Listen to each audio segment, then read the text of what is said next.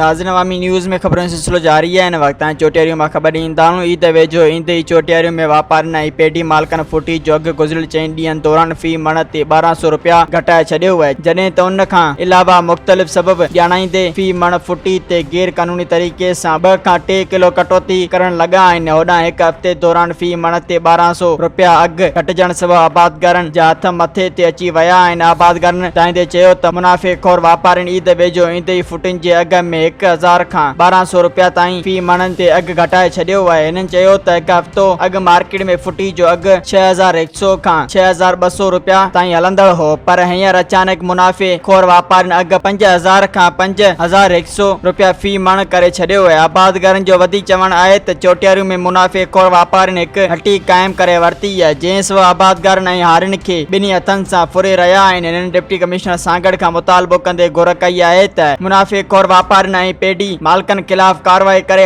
आबादगारनि खे कंगाल थियण खां बचायो वञे। मजीद खबरों और तफसीलात के लिए विजिट करें हमारी वेबसाइट www.awamiNewsHD.com।